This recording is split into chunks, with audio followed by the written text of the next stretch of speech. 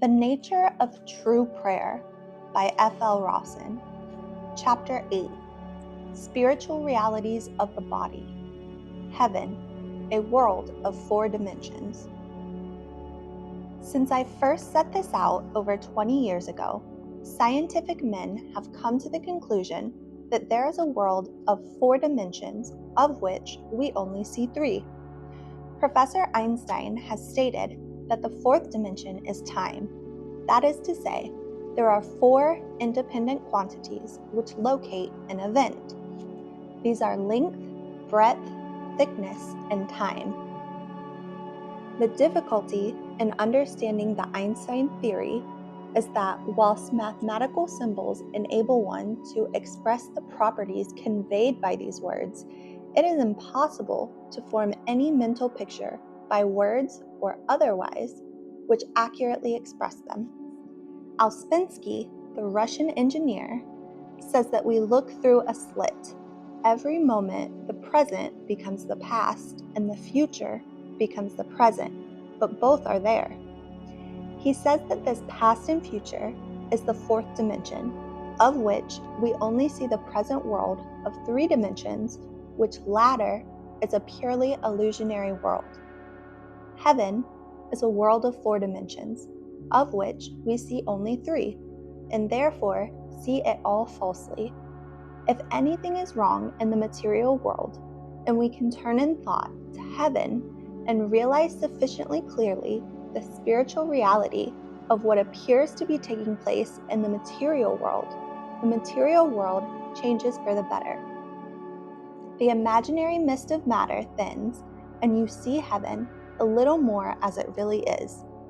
A well man instead of a diseased one, a happy man instead of a miserable one, a man with plenty instead of a man who is hard up. When you are praying, the more nearly that which you are thinking about resembles what is really taking place in heaven, the better the result you obtain. In this way, we prove what God and heaven are like. This does not mean that a person cannot get an equally good result without understanding what is taking place in heaven, but it needs much more spiritual and much clearer realization of God to get a similar result when you are thinking of God alone than when you are thinking of the details of what is taking place in heaven.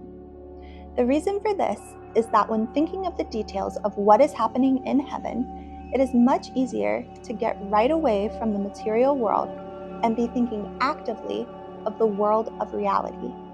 Also, when you realize God alone, you are helping your patient mentally and morally as well as physically, and much more matter has to cease its imaginary existence. It is better for people, if they can, to work out for themselves the spiritual realities of the different things they see about them.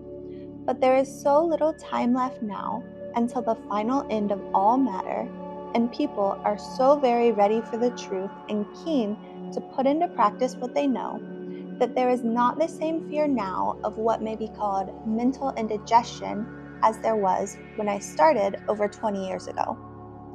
Then one could not give a man much to think of, as he could not take it in.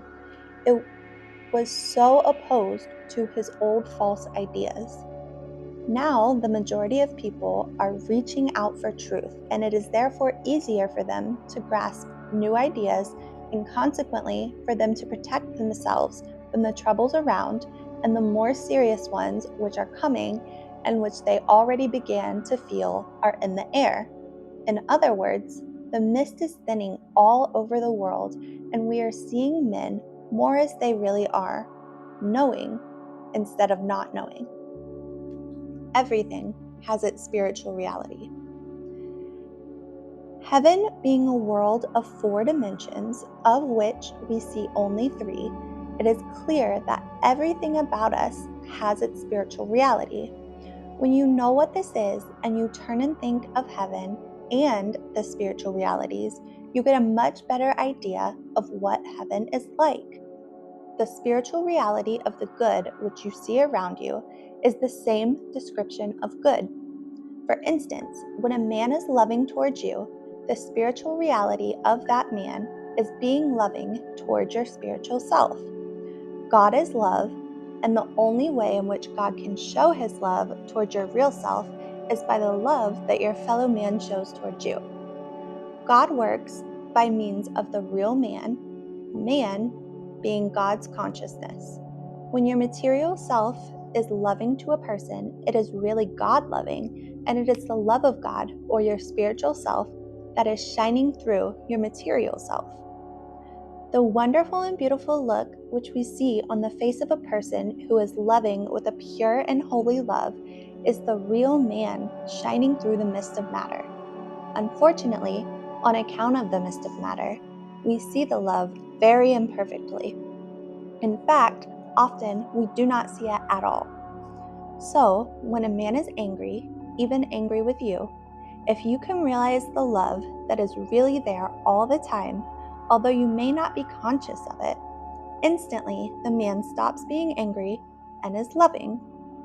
This applies not only to human beings, but to animals. The spiritual realities of a human being. The next thing of importance to understand is the spiritual reality of a human being.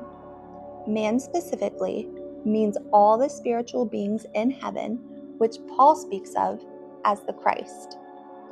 This is God's consciousness, which is as infinite as God. Everywhere where God is, man is. Man is the activity or thinking of God, God's thinking. Paul said, Christ, the power of God and the wisdom of God. 1 Corinthians 1:24. At one time, I was treating to know what Paul meant when he spoke of the Christ and what was meant by the rod of iron referred to in Revelations 2:27. I was suddenly called at a moment's notice over to France to treat for a man who was out of his mind. The following morning, I was sitting on his bed by his side, and he was in one of his raving fits. I was afraid lest at any moment he would spring at me, and kept my hand close to my neck so that he should not catch hold of my throat. At the same time, I knew that my only safety was to keep my thought fixed steadily on the world of reality.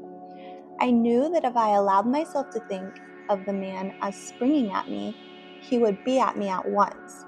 I was therefore realizing as clearly as I could the real man, God's man.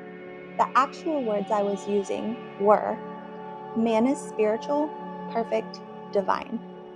Getting clearer and clearer as I made my statements, mentally gripping the position, the fact of being, so to speak, when suddenly the thought came, it is the power of God, and my hand fell down by my side, and the man was perfectly natural and quiet. His words were, "What a lovely day it is." At once, it flashed into my mind that this realization was the rod of iron. That is, the mental grip, which was almost like a mental vice, which held the spiritual idea and prevented any thought of the material coming into the mind. The Christ, the power of God. I also saw at once the meaning St. Paul attached to the Christ, because, as above quoted, he said that Christ is the power of God and the wisdom of God. I had proved by an instantaneous result that man was the power of God, and that by the Christ, St. Paul meant all the spiritual beings in heaven. I know now that this was his meaning, as shown by many passages in the Bible. When one proves the statements of fact by instantaneous results, the results must come as you are thinking the thought. If you give a long treatment and heal a man instantaneously, putting in a new statement of fact, it is no proof that this new statement of fact is true, because he might have been healed during any portion of the treatment. For instance, on the day following the healing above mentioned, a lady asked for help, saying that her head was paining and troubling her. I commenced treatment audibly by stating, "There is no mortal mind, there is only one mind." As I said this, she threw up both hands, crying, "I am well, I am well." This is proof that there is only one mind. That mind is God. When thinking of man, never think of an individual man if you can avoid it. Think of God's infinite consciousness. In fact, try always to get that sense of infinity when you are thinking of reality. Think of infinite love, infinite light, infinite truth, infinite life, infinite wisdom, etc. When we come to consider man in detail, we find three different portions: the head, the body, and the limbs. When I was first retained by one of the leading London daily newspapers to make an examination for them into mental healing, an investigation which led me to devote my life to this work, I found that I had to turn all my old ideas topsy-turvy. Not a single one of them was correct. For instance, I used to think that man saw with his eyes and heard with his ears, and I could talk learnedly to you about the different class of vibrations, etc. Now I know that a man does not hear with his ears or see with his eyes. From a natural science point of view, vibrations are transmitted along the lines of force of which the ether is composed, direct to the human mind, and sight and hearing are entirely mental effects. It would take too long to give proof of this, but I might mention two facts. Sight is mental. I once went with one of the best known doctors to test another doctor who found that he had intuitional powers. That is to say, his powers of sight were more developed than ours. By treatment, I enabled him to see the sister of the first doctor lecturing 200 miles away. And out of about 40 things he saw, which we noted in writing, there were only two unimportant items in which we found he was mistaken. Hearing is mental. On another occasion, a man came to consult me about his wife, who was speaking to her sister every day in America. He did not know what to do. He told me that he had tested it in every shape and way, and there was no question about it, and he wished to know whether it was safe. I said no. I was too full of work then to teach them how to develop their faculties by true prayer. Recently, a man wrote to me about his special powers of hearing radio sounds. He had heard an opera which lasted for over 2 hours and said that he could hear every note, although he found out afterwards it was being performed in a town several hundred miles distant. In Chicago, some medical men have been testing a man who has this delicate sense of hearing and say that he has a radio ear. We all have radio ears, but we do not know it. I have given above the natural science view. As a matter of fact, there are no vibrations coming from the thing seen to the person seeing, nor from the person speaking to the person hearing. Everything, from a metaphysical point of view, is simply vibrations or thoughts passing to the human mind. When, for instance, a person appears to be telling you lies, it is simply you who are falsely thinking that there is a person there who is lying to you. And so with everything else. All that we have to deal with is our own wrong thoughts about everything we see or hear. The capacity to know God. The same remark applies to every portion of the head. The organs are not used.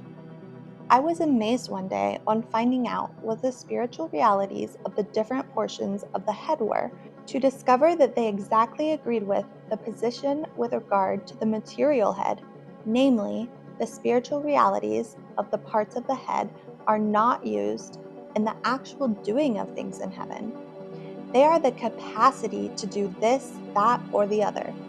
The eyes are the capacity to discern, the ears the capacity to understand, the nose the capacity to pursue a train of thought, the teeth the capacity to analyze and dissect God's ideas.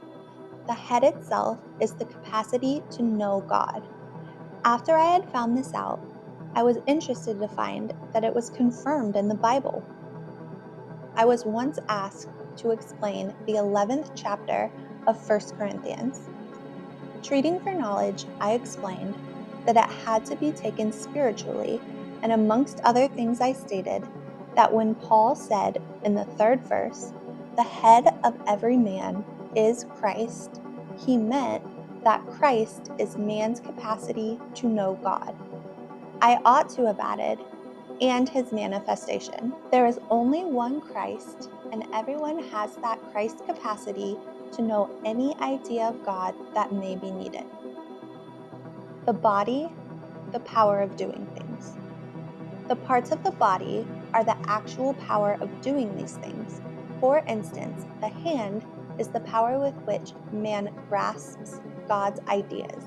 The foot, the power of concentration on these ideas. The leg, the power of movement from idea to idea. I feel sure that the head has exactly the same number of parts in it as the body, as everything that a man does, he must naturally have the capacity to do. Man, made in the image and likeness of God. When you come to consider the spiritual realities of the different parts of the body, it will help you when you recognize that the spiritual man is made in the image and likeness of God. Therefore, if you consider what God is, you will find that every aspect of God is represented in the spiritual man. As God is life, man has life eternal, for God is his life. These, of course, have to be seen misrepresented in the material man, and you will find that this is so.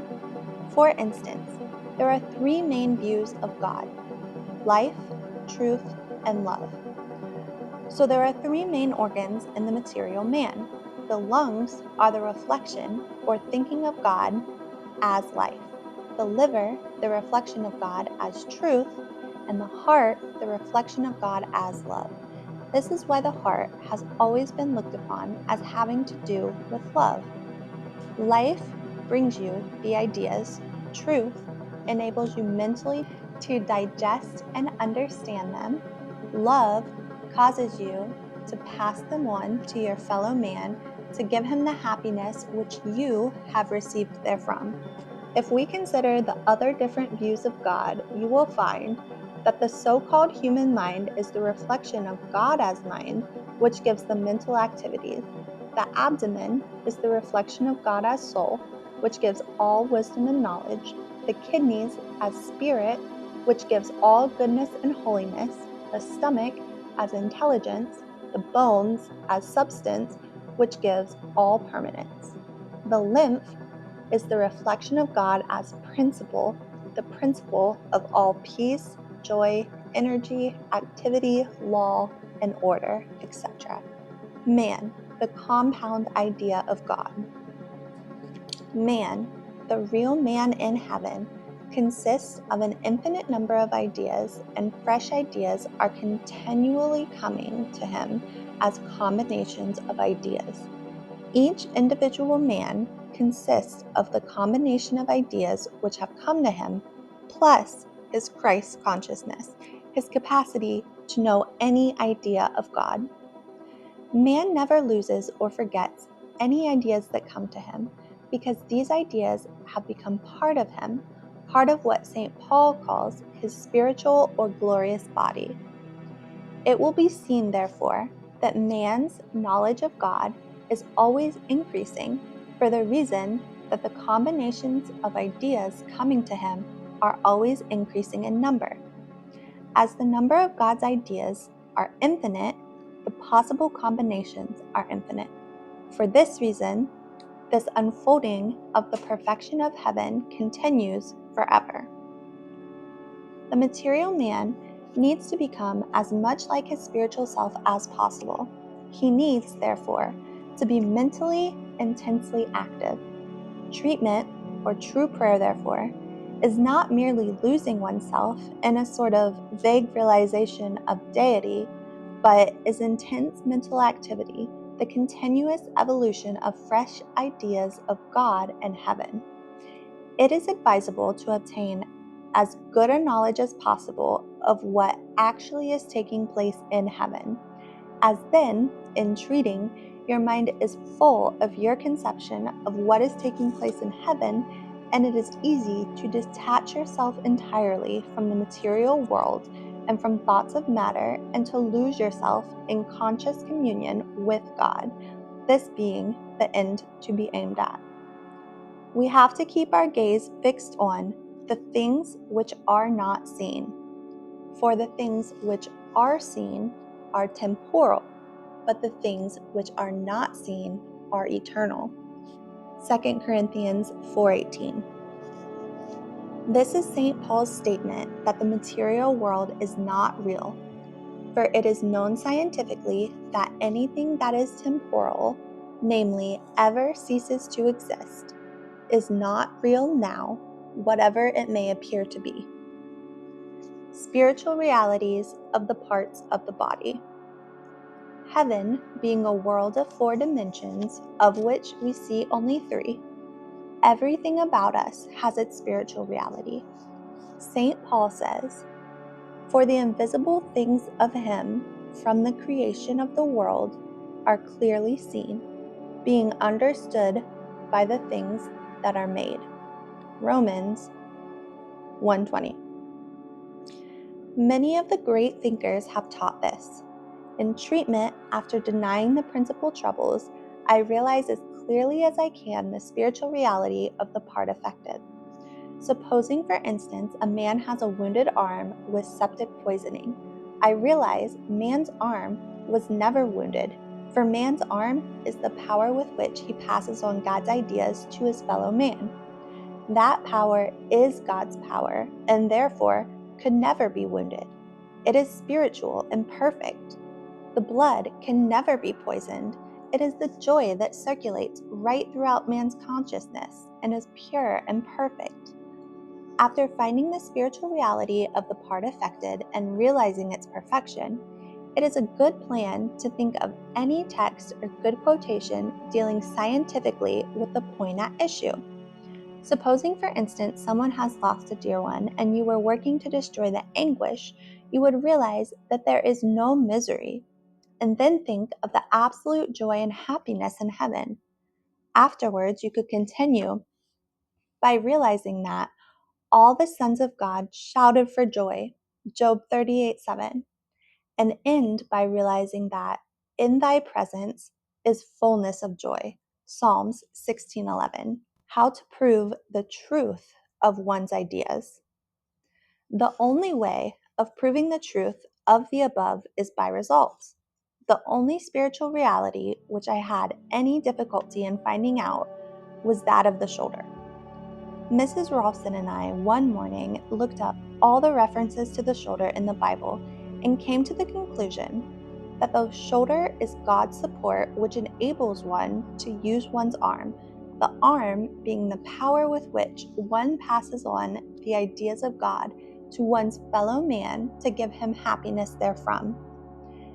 As has practically always been the case, within 48 hours I had a chance of testing this.